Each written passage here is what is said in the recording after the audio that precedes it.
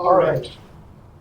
So with that said, if you haven't been to an active teaching lab this semester, we switched the format since the last time that we did it. And what we do is we start off by seeing what the people in the room want to have addressed. And that way we can be responsive as we go through the session. We've got people who have different types of experience. So let's start off with the agenda. And if anybody would like to start and therefore set the order, who are you and why are you here? What would you like to learn about eTexts? What eTexts is based on? Anyone? All right, Amy. I'm Amy Moser. I'm from the Department of Human Oncology and Medical School, but I teach in bio for both the first semester and last semester course. And this year in 3D, we want to use the eText for the first time in the first semester course. Because we use parts of 3 textbooks that have getting grades. Yeah. So I'm here because I want to see what other people's experiences have been and see if we were actually, if we can improve how we're using it. All right. I'm going to write down multi-text eTexts. Yeah. They actually had 3 eTexts. Oh. Which was still way cheaper than a custom book. Cheaper than Way cheaper. And I'm going to put down cost here. Good. And I'm going to call over to the Recording Center, and I'm just interested in finding out how faculty are using eText and what they like about it and what they don't like about it and how they're using it. can we add accessibility? Yep, sure.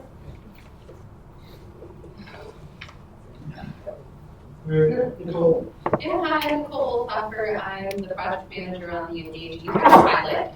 So if any of you did participate in the past, you probably received correspondences from me. There's a 2:30 to 3:30 eText kickoff for instructors right after this over at Union South.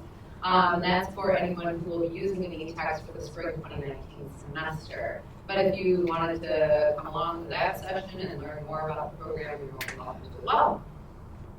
And there is no food. I'll take any of your leftover cookies. Yeah. My name is Cliff Cunningham. I work with actually with Dan and learning committee team. Dan's your primary support contact and Okay. I'm a grad student in the Psychology department. We're using an eText for one of the courses that I teach, where I'm most curious on analytics of student use and how much they really, I know I can see it, but I want to be able to play with it and see how it compares to the coursework. All right. Yeah, I'll use them. Good. I'm Jonathan from the Department of Design. I have a lot of experience with, I guess, one course of text. So Pressbooks is a large programmatic element of our department. All right, I'm going to put down Pressbooks and eText, or Engage, because those are 2 that we have mentioned so far. I'm sure we'll talk more about that. I'm John Moore, the professor of chemistry. Used the eText last spring in the chemistry class. And I sent you some data from students, we surveyed the students trying to talk about it. I didn't pick one of those up, so. I'm also interested in Pressbooks because I've been trying to make more interactive online materials than just the text, and Pressbooks doesn't make it easier. All right, I'll put down Interactivity. I'm Jim Foster from the Department of Actrology. I'm interested because I use the eText that actually self-publish, and so I'm interested in what's out there, if there are other ways I can do it, et cetera, et cetera. What platform did you use? I developed it myself. Okay. Yeah, you know, People with coding skills can do that. Sam? My name is I asked and I got 20. Sorry. I'm a chemistry graduate student, and I would like to go into teaching at a small liberal arts college. So I'm interested in possibly using an eTextbook in any class that I develop. I'm Karen Spader. I'm a grad student over in Curriculum and Instruction. I've worked here with academic technology before, so I'm a relatively common face. I guess my big things here are options, right? Not difference, but the options between pre-made and purchased commercial eTexts versus building your own, what options there are in that. And then more specific things like being able to embed, for example, articles via the library into an eText, which is then in Canvas. So trying to remove barriers to make it more accessible to students. Excellent. Mallory. Hi, I am Mallory Conlon. I just started as a consultant last week on the Learn at UW team, and I was mostly just here to listen, but after hearing everybody's responses, I'm kind of interested in the interactive part of eText and how scalable that is. So once you move to having classes of like 700, what does that do to the instructor side? All right, thank you. I'm Dan LaValle. I'm a consultant on the Learn at UW team. I support our suite of tools there, but I'm also on the eText pilot team and am supporting the pilot. And that's the Engage eText. The Engage eText pilot. I can talk at length if you want. We have an hour. Yes. Sid. Sid Freitag from New Academic Technology. I'm interested in how eTexts are being used on campus and also curious, for those who've used them, if it's changed how and what you teach. Good. All right. Hi, I'm Elise. I work over across the parking lot in the anatomy teaching group for the medical center. It literally is right over there. There's four of us that teach. We've made many ebooks using Pressbooks, so I'm always excited to hear about different. I'm not changing tools right now. I just want you to know because we've done it. But how other people use it. We're really happy with the different things you can include in a book: videos, moving pictures, interactive little quizzing things. I have very good feedback from our students, so I'm excited to hear everyone else's stories too. Hi, I'm Andrew Chen. I'm a new systems administrator as part of the Learn at UW team. I'm actually going to be providing support for Pressbooks once I get more settled in. And I'm here to learn more about how instructors are using texts. I'm Kari Jordan from New Academic Technology. I'm a full-time instructor and we have a pretty robust Pressbook eText. So I'm interested in seeing other ones that are out there. So it's mostly just kind of seeing what's.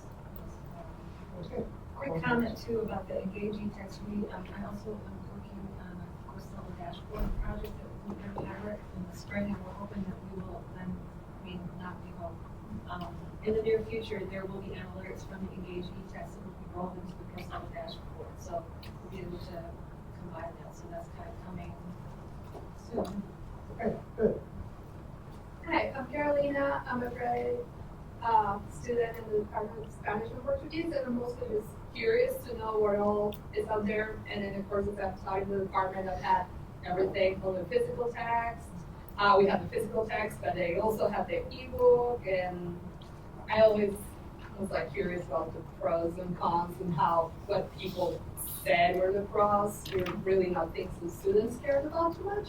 And I'm very curious about that. Good. Hi, my name is Lei Wong. I'm from the Education Psychology Department. I'm completely new to eText, and I'm curious, how if I want to create eText, how will I do it? And if I'm the user of the eText, what will be the functions for it?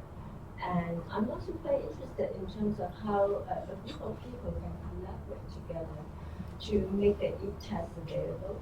And how do you make sure that you publish it widely, or you only publish it to a limited number of groups? How do you control that access?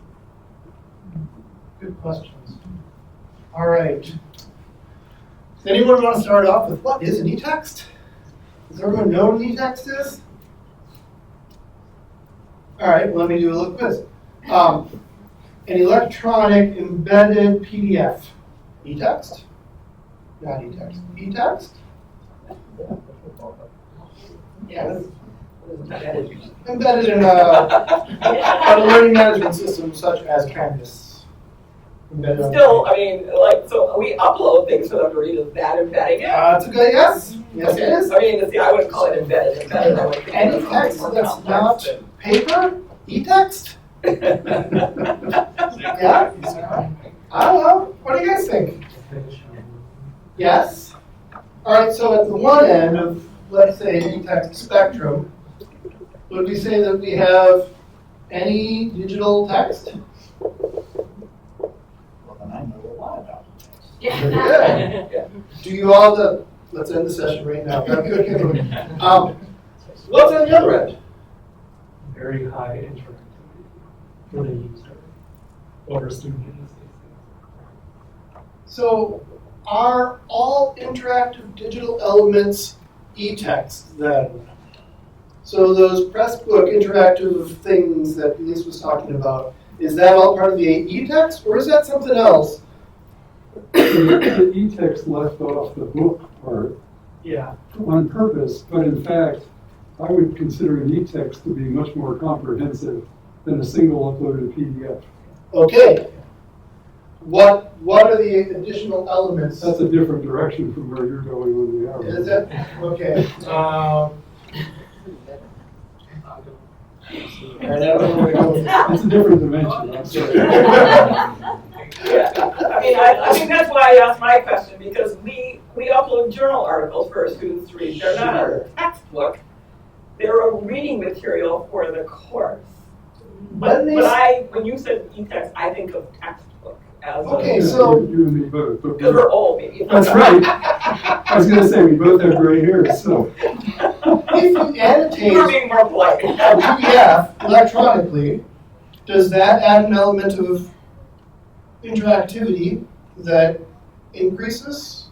I mean, it adds an ability to sort of customize the eText. Of course, you can do the same thing with a highlighter and paper text, right? So, but there's something more you're saying than that, which is not just interactivity.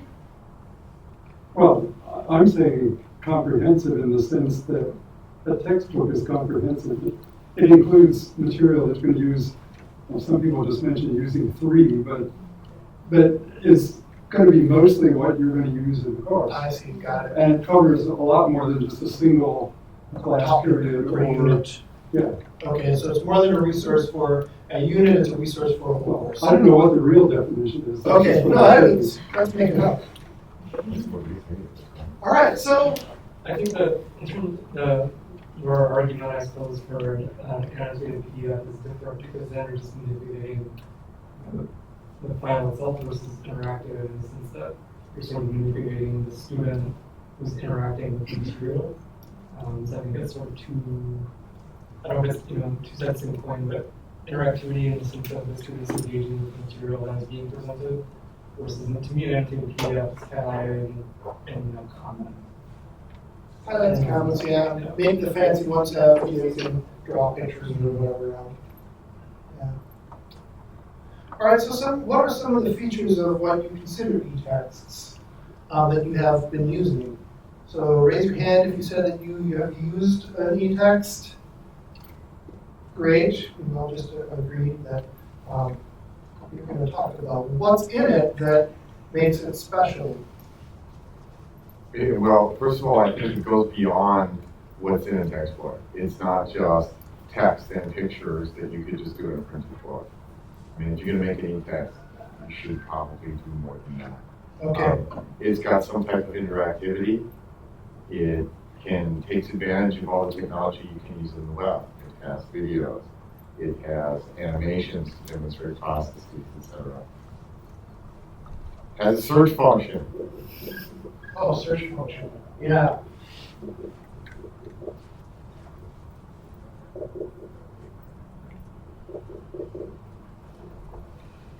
Anything else that may or may not be in an eText, or that may be in an eText? Links to other resources. Links. Yeah. And not just within the text itself, but outside, oftentimes. One of the few things that I did that was different because of the eText was that I corrected some of the things that were wrong in the printed textbook, which had been converted into eText. Well, I couldn't actually correct it because it was a commercial eText. I just put a little note in there saying, this figure is wrong. Look at the figure that I Well, gave no, you. because there's some definitions that I don't like the way they're used in the book, but I have to tell the students. Right. But I can do it right in the book. I didn't think of that. So there's something about the updatability or the ability to update without printing off another edition of a physical textbook. I call it annotation. And you call that annotation? Yeah. Yeah. But if you make your own book, then you can change it as much as you want, which is the great part about creating your own book. And mix and match for the If semester. you at the last minute, it goes in. Or if it comes, if the student comes to 2 weeks first, it goes in. You know. Or points out, Super dynamic. or points out the mistakes in your book That and too. change them.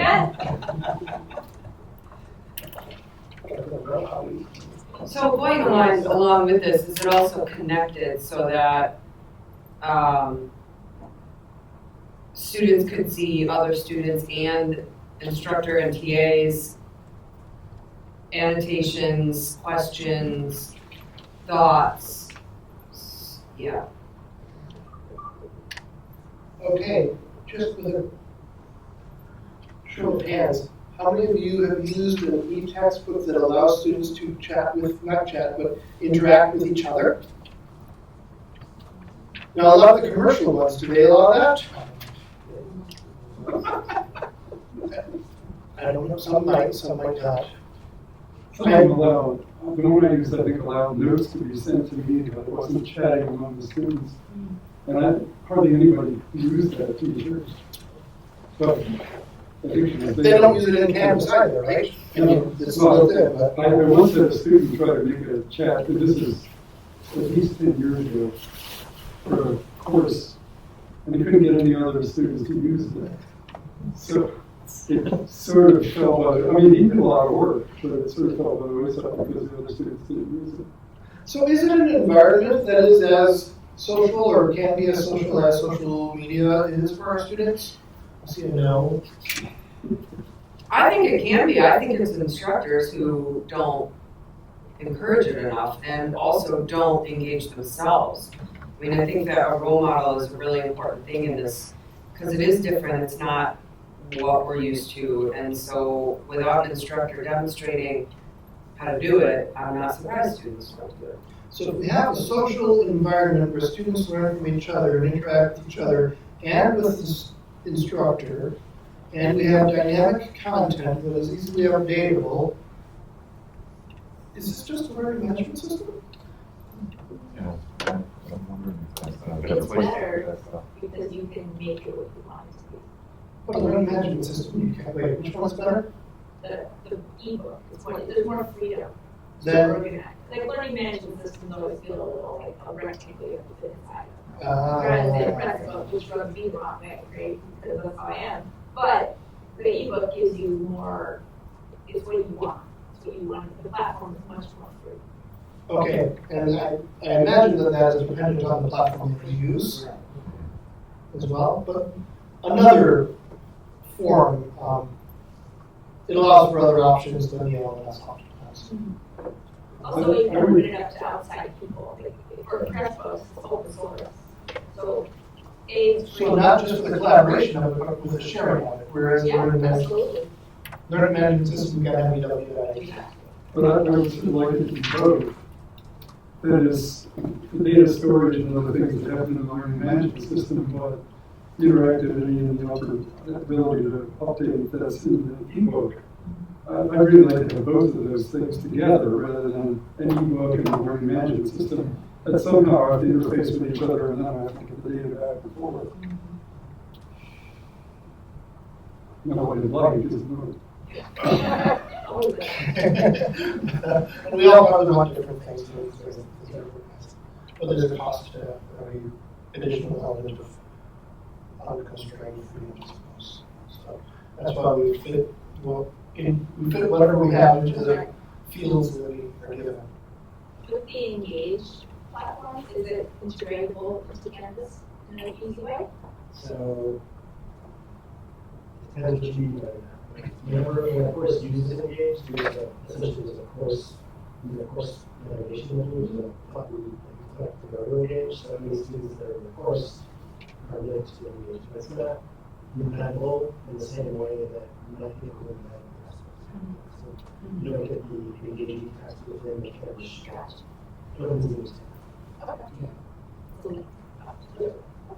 And I believe we have examples of that on your activity sheet.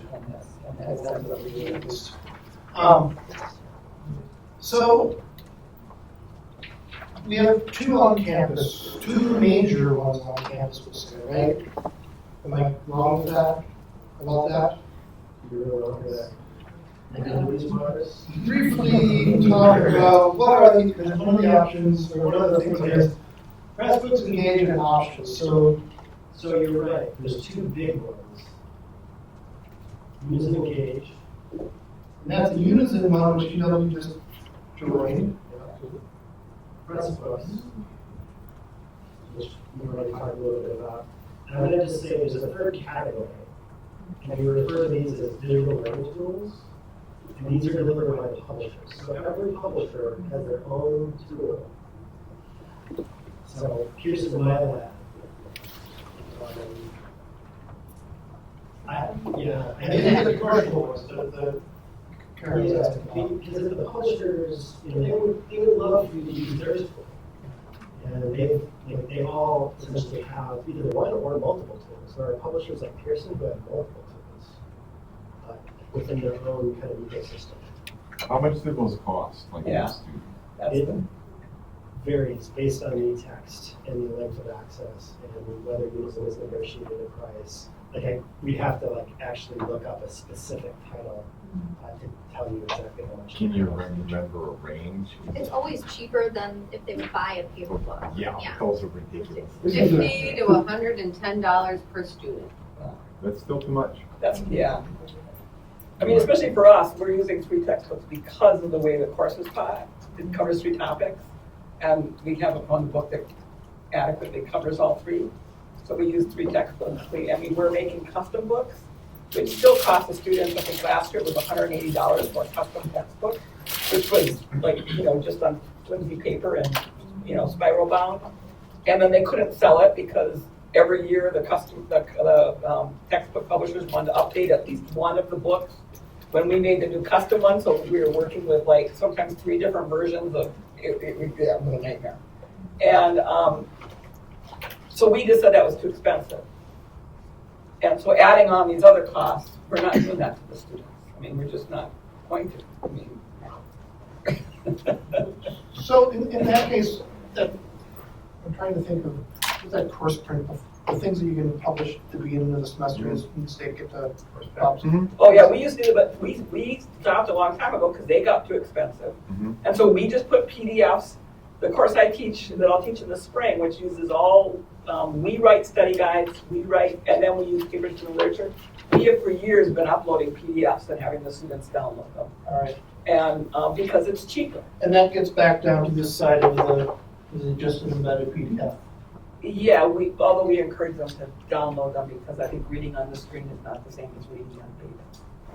So then which is a whole other issue. Yeah, but then they got the cost of the printing and the paper that they're doing individually. One of the things that we did to solve that problem with our lab manuals is Bob's Copy Shop got ridiculously expensive, and they were just rude to the students. Yes. And then the course print was on campus, and they charged. If you go down to Fitchburg, there's Sprint Print, and what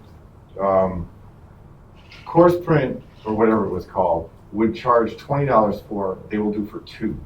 Yeah. The problem for us is that when you're using papers from the literature, you have copyright issues unless they're making the copies. And we pointed out to them that they would have to pay for some of these journals $2 a page in copyright fees. Then they agreed that printing them on their own printers was cheaper. And if they don't have access to a printer, we will print them out. but we don't advertise that Well, broadly. Actually, I don't think you really have to worry about fair use because you're using it for educational services. Yes, you do. I I had so many conversations with the lawyers. Let me tell you, we spent hours with the lawyers. Tomorrow's up, I know Tom Bryan's gonna talk about how they put all of their lab manuals in Canvas via Google Docs, so that can be one option. If you don't wanna go and maybe is that another option? Is that still considered an eText if you have, I guess that's the same as an embedded PDF, so let's leave it off on the side for another conversation. What options are there in Engage as far as interactivity versus Pressbooks?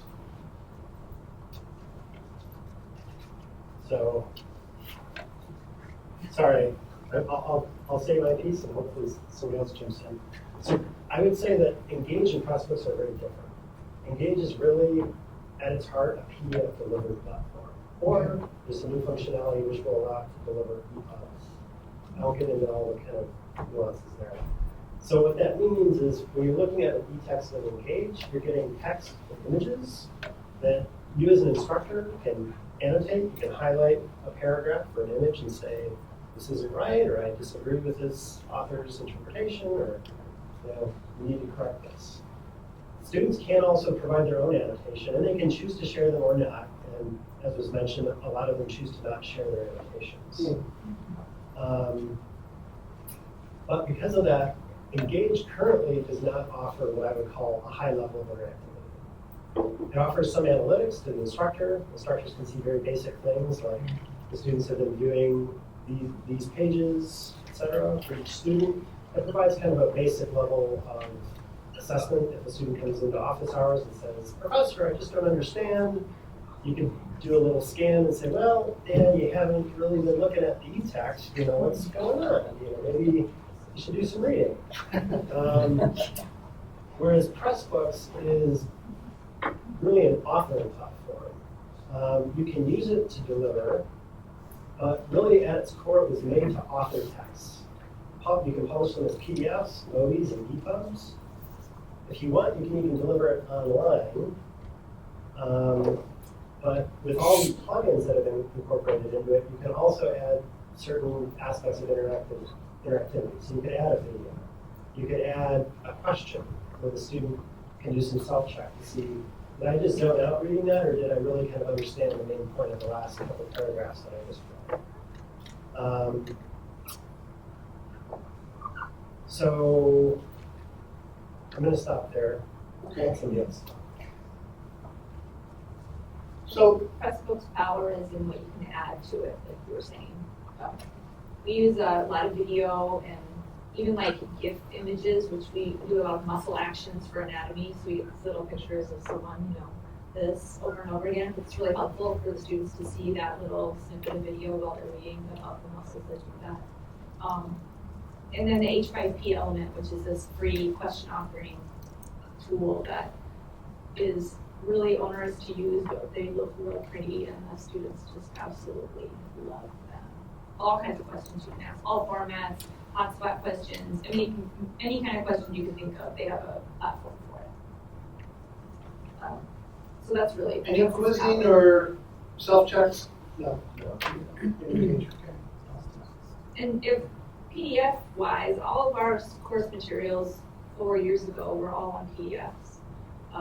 And we imported them into our Pressbooks and then started editing them. So we've been sort of iterating every year with new stuff. And it's essentially what we've created, which is what you've done on your own, is a web page. And so anything you can see on a web page, you can put in the Pressbooks. And that gives you the freedom outside of what's available to put on Canvas, for example.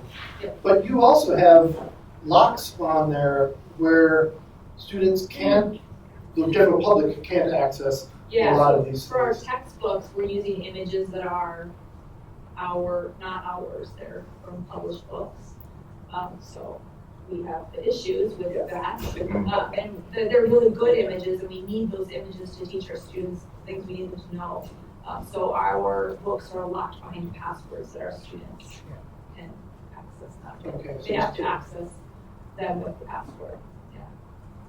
Protected password space. Yeah, exactly. So I have our one book that's not password protected. I put a link at the end of our activity sheet. It's a press book about how to make press books. It's on the online on the Google Docs section. And again, you can get to that, Chris. The second thing on your activity sheet, self-enrollment, and this text is an eText on that. It's a embedded Google Doc. But it just made it dynamic. And Right. Well, it had dynamic stuff in all kinds of interests. It's true. So, how about students? What do the students think about this? John, you've got some information on that, right? Yes. Well, it's down at the bottom of this page is just one thing, but what I wanted to find out was, should we continue using the eText in the fall when somebody else was teaching the course? So I did a survey of the students. And I think this was the last question of the survey. Considering all aspects of the eText, I recommend that it continue to be used in Chem 11. Strongly disagree 0, disagree 5%, which would have been 1 or 2 students because the total enrollment was about 50. Neither disagree nor agree, 14% agree, 57% strongly agree, 24%. So almost 80% of them strongly agreed or agreed that it should continue to be used. So we continue to use it. And I have a whole bunch of others. If anybody wants these, they're welcome. But I also, almost every student wrote an open-ended answer where they didn't have to to the question. So I have 2 pages of statistics, which you might be interested in. It is easier to read the material in eText, disagree 43%. We phrased it positively for the eText, and 43% disagreed, 8% strongly disagreed. Many of them mentioned it in the open-ended comments. I didn't really like to read it on the screen, but the search function was great. I could highlight, I could do other stuff. I could carry it with me in my laptop, and I didn't have a heavy book. Those kinds of things. Did any of them talk about accessing it mobile? Because I'm thinking about the readability I didn't ask on a laptop versus they mostly mentioned laptops, but experience with that? I would say the vast majority of these students were carrying laptops with them. Okay. So they probably weren't, I mean, they could get them on their phones somewhere. And I know students will show me their wrong answers in the course management system quizzes on their phones because it's easier. But I didn't ask them how many of them were using phones as opposed to full laptops. It would have been, I think, pretty hard to see what you needed to see on a phone. And that's especially, I imagine, with, well, no, because you have the iPads that allow your students access. Yeah, they can see small stuff, man. Better than we I can. I just like, give me a bigger picture. But it's an issue, what your statistics are aligned with what they tell us, is they don't like reading it off the screen very much. Yeah. And a lot of our students, they download a PDF from Pressbooks and they read it, but they have their computer so they can do the interactive at the same time and use the search function and do the videos and take the quiz question. Yeah. But we have graduate students, so they're a little bit older, so maybe as we move through the generation a little bit, they'll be a little more comfortable with that text off the screen, but they don't like it. I've been waiting for that to happen for Yeah, at least I know. 15 years. Yeah. Well, There's and all it these kids shows that that even with elementary kids, school they kids teach have these. these ages that they don't comprehend as much when they read on the screen as when they read on paper. Yeah. You know, so. I'm curious, other than cost savings, what's perceived about the best impact value of eTexts? For students or for? For students, yeah, other than cost savings. Well, one of these things was it's easier to find what I want to study in the eText. 54% agreed, 22% strongly agreed. So that was another one. Yeah, well, no, in contrast, I'll say our students, when we ask them, the one thing they complain about is the search. Because when you search for a term, you get every place that it comes up, and they're not higher up, like it doesn't give you the first definition of it. And I said, well, just use the glossary then. It has a glossary, and it has an index, go look at those. But so the search thing was, they didn't find the search thing to be very practical. And I've seen some like online searches, I'm thinking of WordPress, for example, there's a search that will give you just whenever this word shows up, and then there's one that's sort of a smarter search that'll give you that word highlighted in a sentence, so it gives you a little bit of context about how the word is used, and that would make it easier. This one races all those things down on the side, column. And that's to pick the one you wanted, and there was a little context. Okay, there was a context. I think so, but I don't remember for sure. And you were using Engage as well, or? Yeah. Okay, yeah. We, as I said, for us, the driving thing was the expense for the students. And also the fact that, you know, this book was big, that they had it all around. So less than this. Yeah, yeah. And, you know, I think so far they're okay with it, but they don't have any, you know, they didn't have the paper book to compare it to, right? So, you know, you can ask them all sorts of questions, but I don't know, like, what their experience would have been, you know, if we had given them the option of, I mean, they could buy well, actually, they couldn't buy the paper book because we didn't have the custom book made, because we wanted to go this way instead. Yeah, mine could buy the hardcover book if they wanted to. And there were used books around, so it wasn't as bad, because they used the same book for a long time. Almost the same problem you have, it's the same. This one book is the only one there is that covers everything we want in one book. We made it. But it covers everything we want, so we used it. But 3 or 4 of them said they had purchased the hard copy book and have to read. And then they used the features of the ebook when they wanted to search for something. So I don't have a Kindle. How many of you have a Kindle? And do you have that same issue about reading on a screen on a Kindle as you do on a more active laptop screen, or does that address some of the? I have an iPad, and that is different for me than reading on a screen. I'm not a good test case because I've gotten used to reading on a screen. I'll read all my journal articles on the screen, etc. I have no problem with it. In fact, I like the features of the way I can annotate stuff, find it, etc. So I'm not a good test case, but I'm very curious to see, is there a difference between using a Kindle or an iPad versus a laptop and a computer? Yeah. And I don't know if that experiment's been done. Yeah.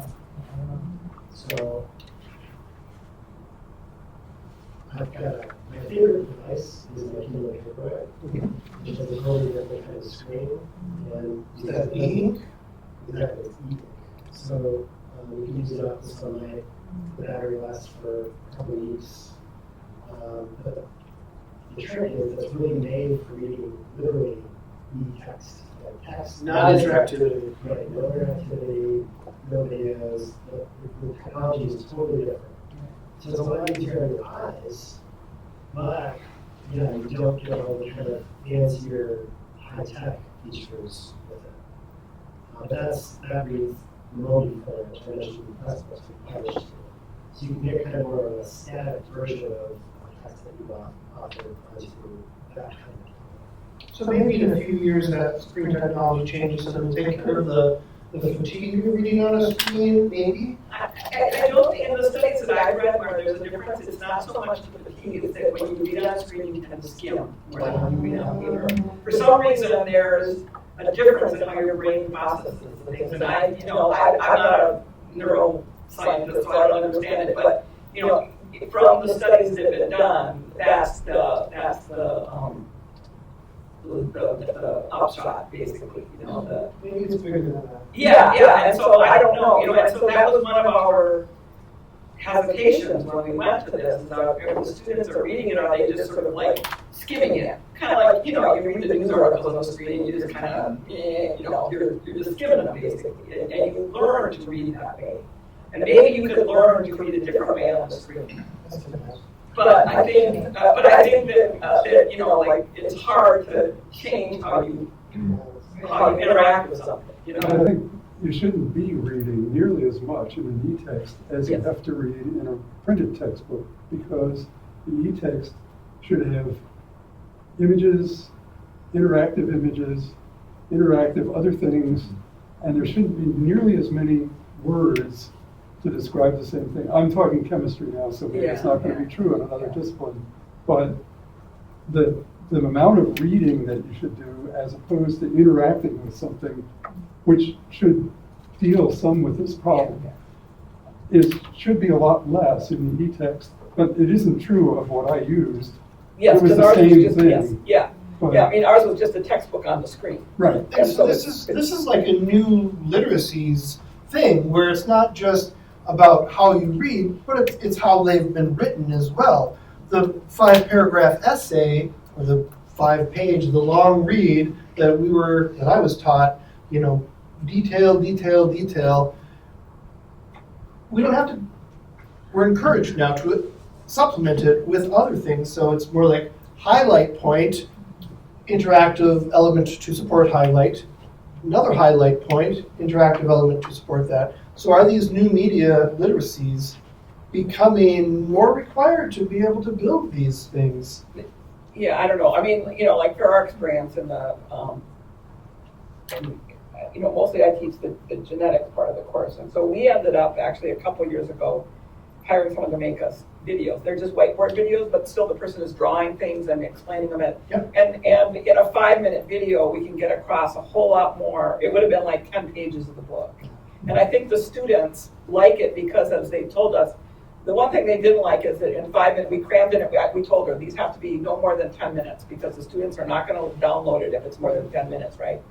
But what we tricked them into doing is that it goes so fast that they have to stop and go back, stop and go back, stop and go back. And most of them end up spending a half an hour on it, which is good, and so we kind of outsmarted them that way. But it works because they can see it, it's illustrated, and they're hearing the voice. And they're also reading things because they're right on the screen at the same time. Right. So it's a very... Multiple means of representation. It's very... Yeah, and some of these things which it's hard to describe in words, if you draw it out, it's easier to see, right? Yeah.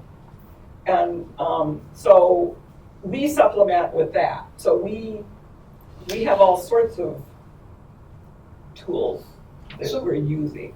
So how easy is it, for those of you who've done Engage, how easy was it for you to get into the Engage environment and start creating these? Is it as easy as uploading a PDF? Well, we didn't have to do anything. I mean, we just talked with... No, Nicole says. Yeah. And I don't upload them either. No, but I mean, we just said, we'd like to do this, and all of a sudden it's like, oh, there's your textbooks on the thing. No, it's not as magical as that. Well, it was for me! Hopefully it will be more magical like that in the future because we're in a pilot. So but are you talking from the standpoint of an author? Yes, or just using maybe it's it as a curator, right? Because a lot of these, it sounds like it's more of delivery of already. So the majority of Engage use is publisher textbooks, but instructors can upload PDFs under a certain size. So if you had readings that you wanted to put in Engage, you could. And they just put that limit on there to keep people from finding illicit versions, I think, because they basically say if you have something that's larger, send it to the users and staff, and they'll get it in the instructor's course. Okay. And that's per file or in total? Per file. But what would be the advantage of putting it in Engage versus just putting it as a PDF on the campus website? If you wanted to get analytics, if you wanted to do the annotation on top of it. But you could still make it so that you can do that, right? You wouldn't get, I mean, if you uploaded a PDF to Canvas, you wouldn't get analytics on whether the students were reading certain pages. Oh, that's, yeah, You okay, couldn't okay. get to a PDF. Yeah, you just get whether they downloaded it. Yeah, that's, we won't talk about the Canvas analytics. And what, if any, analytics does Pressbooks have? Yeah. Very little. Zero. Right now. Unless you, I'm really going to go down the rabbit hole. I'm so glad you came down. Unless you insert H5P activities that you then connect to the Canvas gradebook, that's really the only way you're going to have data to show that the student has been in the book and used one of the activities. Okay, but H5P doesn't work with the Canvas gradebook yet, right? Does it does it? Oh, there is a way to do it. What are H5P activities? Yeah. It's like questions. Questions. So like quizzing. If you have never seen H5P, h5p.org. There are examples there, h5p.org. The number 5? The number 5, yep, three characters.org. So good, so worth, I'm sorry, I should editorialize. So interesting. It's a quizzing tool, lots of question types, and when you're done with it, it's an exportable object that can now be iframed into a variety of places. Iframed or embedded, whatever. Embedded in Canvas or any other web page. And now, connected to the great book, perhaps. Right, so this is, I'm going to just kind of, it functionally works, but we've had some issues with how well it's working. Okay. So before you jump into that, I would say definitely talk with us. This is why we have our 2 new employees here, Andrew and Mallory. They're going to help us get this into a better supported state. I'm just going to write this right here for a lab for next year. And I've got, okay, good. Noted. Very good, yes. Can you repeat the website address? h5p.org. H, number 5, letter P, .org. Denise, you said that they were, owners, what was the word you used? Difficult to create. No, Yes. I said onerous. You said owners, okay. They do take time to create and get the hang of using the tool. But once you have them, you can save them and use them over and over. And if you're ever on the internet and you see an H5P question that you like, you can download it and use it yourself. So you, just like when we first started making web pages, we would steal people's HTML code and make changes. Yeah, and that's considered, normal in the community to do that. You can publish it, and there it is for everyone. Yeah, it's a fantastic tool. All right, what else? What have we talked? We've talked a little bit about text. How much are these? You said that the publisher ones were $50 to $100 per student. That was the DOT specific. Yeah. Yes, digital learning tools. Yeah. Mine was 22, I think. Right, the eText will be as low as like $20. And I think the more pricier ones can get up to like 70. It just all depends on the publisher and the content. So again, if you are ever looking at using it through the Engage program, which offers inclusive access pricing, you need to have us check the price. Yeah. Because I think ours was either 75 or 95 for the students for the 3 books. I can't remember which it was. And they were willing to merge that down into one for you guys for the next time we do that. So it would just be 30. Oh, yeah. Good to know, because we definitely did again. But even then, the 95 was less than half of what the students were paying for the paper book. And I'll tell you, one of the other things that was that I was really happy about is that they have access to this book as long as they're a student at UW.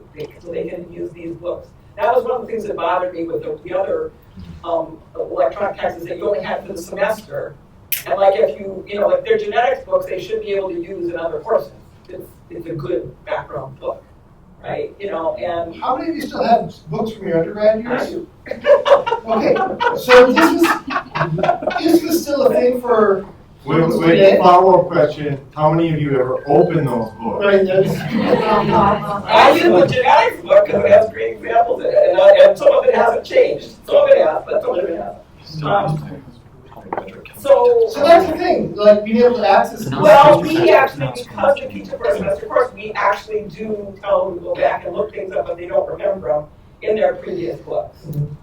Because we don't technically sort of have a book for our course. And I imagine in anatomy and physiology, they do that a lot as well. They go back and. Yeah, our students then use them forever. It's a reference for them. Okay. It's useful. Yeah. We talked about cost and access to students before that are Well, it's hard to tell. We only have one semester, right? I mean, this is the first year. Yeah, I guess and it's it's a whole different set of students. So, Because it just seems to me the predicating reason why you jump into the text is uniquely because of cost. Unless there's another. That was basically our driver, is the cost thing, because it was getting outrageously expensive for the students to do it the way that we were doing it. So Jeff Henricus couldn't be here today, but he did a statistical analysis in psychology on the performance that's on the top of the second page here. Well, if you sort of follow up on your comment, the students just skim. Yeah. They're just skimming, and they're obviously not necessarily retaining the information. I don't know if you, depends on how well you skim, right? Yeah, I don't know, you know. I mean, that was my concern. I was just saying that was my concern going in. But I have to say they actually did better on the genetics test than they've done in the past. But that's only one semester, and it's one small sample of students, so. So there was a paper I recently read that I think it was 3,000 students across 12 universities, and in multiple choice questions, students did the same versus eText and regular paper publications. But students that had eText did a lot better. I think it was like, I don't remember off the top of my head, but they did better in long answer questions if they had eText. So, which is what ours all are, we don't have any multiple choice questions. yeah, so that is the only paper that I can think of off the top of my head that would show eText is better for long response, but for multiple choice, it's the same. Maybe I'm wrong, but I feel like the textbook is a small part of the success of the students. And the instructor is much more important than that. So you might see small influences, but I'd be surprised if you see large differences. Well, because we provide tons of other activities, in-class activities and problem sets and, you know, like all sorts of things like that that supplement the textbook. Well, and so does that interactivity change it? Like, as these texts become more than just PDFs or the standard textbook, does their influence on teaching and learning go up the more the students are able to play with the chemical molecules or, I don't know, interact, watch the videos of the corpses being flipped over or whatever? Does that, because that becomes part of the teaching and learning that was an active thing that they needed to do in the classroom back when the textbooks were paper, and now they can learn it in this eText that they couldn't before. So is it having a bigger effect on their learning than the textbooks did? Things like for us, we're actually doing dissection in our class, and we video our dissection instructions for them. And we see them doing a better job because they've seen hands doing that before, and that's certainly been helpful in an actual thing to do. I mean, I think for us, ours is just a textbook that, you know, it's just a static textbook that they can read. And one of the things I would like to know, which I can't tell from now with those analytics, because I didn't know I could do analytics, but I just looked at them now, because they under the analytics. So I never saw it before. But, you know, like, it doesn't help me to see this thing where I can't really tell what page they're actually reading in a 800-page textbook. Yeah, you know, and so I can't tell if they're actually looking at the problems in the back of the you know, and if those problems were actually interactive in some way, that would even be better. But, you know. And I presume that it's going to they will all get better at those things. In this last minute, we have other things that we have not talked about. We did not really talk about collaboration in making that. And you're part of a team that created these, right? No, we didn't do it at all. It was the other. I went to a teaching and learning support. I heard about these and said, can I still get in? And they were nice and understanding. And these investments we collaborate all the time. Yeah, the four of us are all contributing our parts to each book. Yeah. And you did it yourself. Mm-hmm. I started out with a publisher.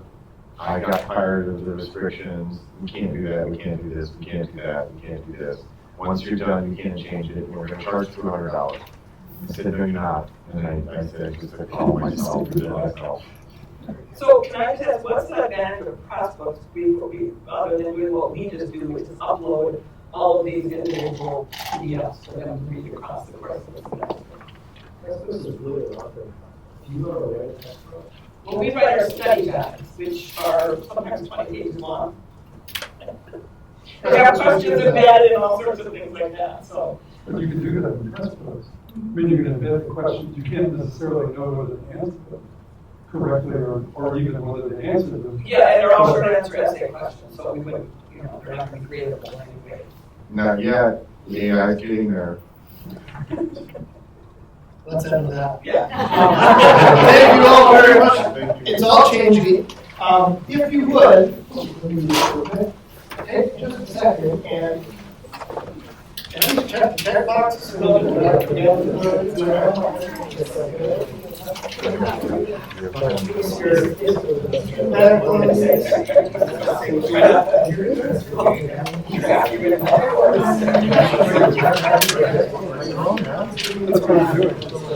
So there's already done it on paper.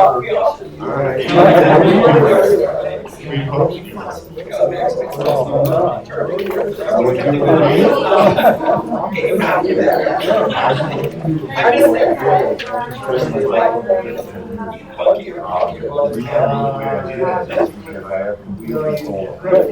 change everything about it. The other thing is, frankly, I wanna break the public down, because right now, it's like, the people that take all the money are the people that don't take the content. And so, you know, I get all the money. But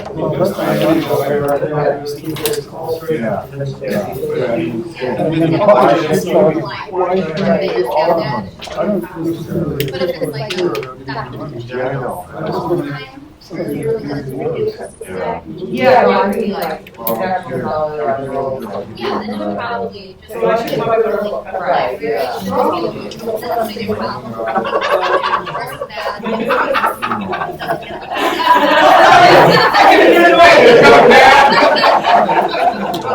No, I'm already after this. I'm already figured out how we're not, how we're going to fix it.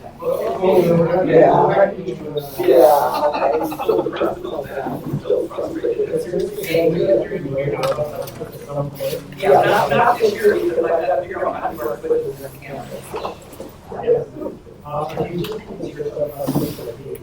Yeah. Okay, maybe next year. There are a lot of things in eTextbooks that are novelties, that are pretty easy to do. Some of the more advanced stuff is difficult to do. This stuff you can go in there and be like. Yeah, I just want to know is it an advantage to how we're doing it now? You know, like what would be the advantage?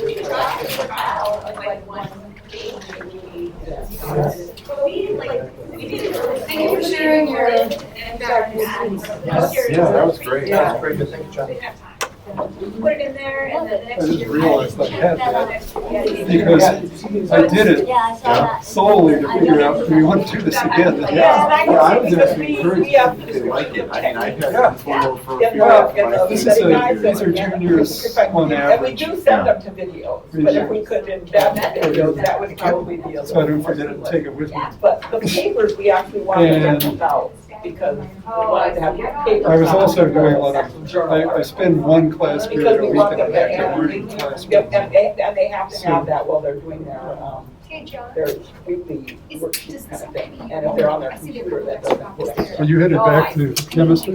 My lab's actually in the biology. Oh, okay, so you're not going that way. Okay. Okay. So you said you were interested in liberal arts? Yes. Oh, Yeah, I'm applying to places right now. oh, okay.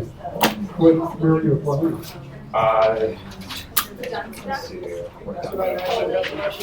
I recently had a phone interview with Hastings College in Hastings, Nebraska, Yeah. but did not get an a phone interview with Henry University in Lebanon, Illinois. I've heard from them, so I'm assuming that I can Seton Hill University in Greensburg, Pennsylvania. That's great. Haven't heard back from them. That one was a little more recent. So I'd be interested to see what you got for your.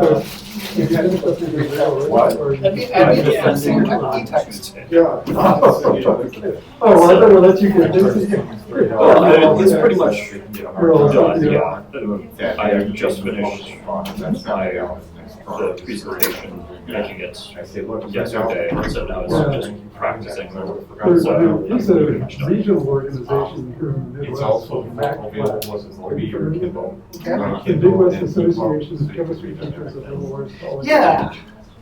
Yeah, and I worked You on might it. want to write it down. Yeah. I do it in one place and then just. You might want to look at their website. Sometimes they have listings, but sometimes they're automated.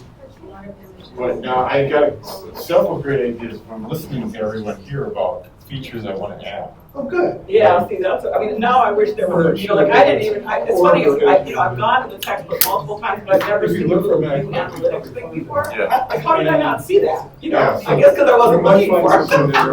There's a lot of other things going on that you're learning as well, so it's like. Yeah, but it's just funny that I never saw that until someone, and I said, and, because I'm a bit frustrated with the Canvas analytics, because I used to be able to, especially for like the videos that we do, I wanted to see when the students did them, how many times they looked at them, you know, and how long were they, you know, how long doesn't matter, because how many times did you open something on your computer and then it sat there for 3 hours while you went and did something else, you know, but like we upload problem sets for them, and then they're due at a certain time, and When do they start? when do they start? Yeah. Yeah. And then we upload the answer key, and I wanted to know how many people looked at the answer key and when. Were they looking at it, you know, like right when we posted the answer key, which is right after they hand in their problem set, or were they only looking at it the day before the exam? And the answer was they were only looking at it the day before the exam. But I can't get that information in Canvas now.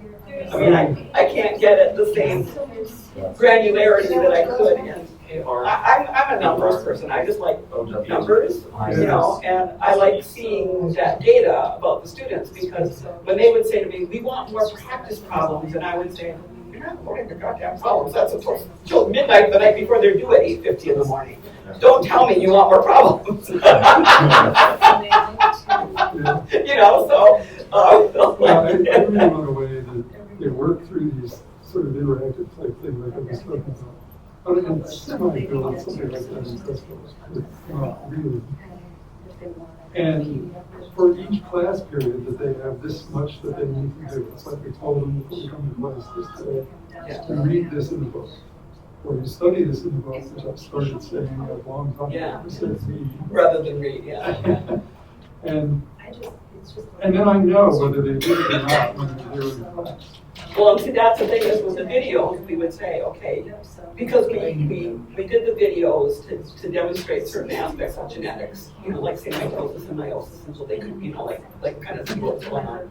And then when they come to class, I talk for a little bit, but then they have a worksheet that they do in class, in groups, where and I wanted to make sure that I wanted to be able to look to see, did they look at the video before class, because that was their assignment. Was to watch this video before you came to class. You can, but not very. You have to look at it like student by student, which is a total pain in the ass when you have 80 students. Well, we have 80, you know, and even then with 80, it's kind of like you don't want to be going student by student. Yeah, I mean, that's one of my criticisms of Canvas is they always do that. Yeah, I mean, it's like, no, I want to see, you know, like on average, like where did the students kind of look at this, you know? And It's always amazing that it seems as though the people that wrote these course management systems They don't assumed that teach. the class size was 30. Well, Canvas was written for K through 8 originally. Okay, so it was, you know. The class size is 30 is Yes. big. So. Well, yeah, so this was written, this Canvas was a management system designed for elementary school at first. Yeah, but what you said, they don't teach. Yeah, they don't teach. Yeah, they need people who teach, they can straddle the interface between technology and stuff and go, no, you can't set up your data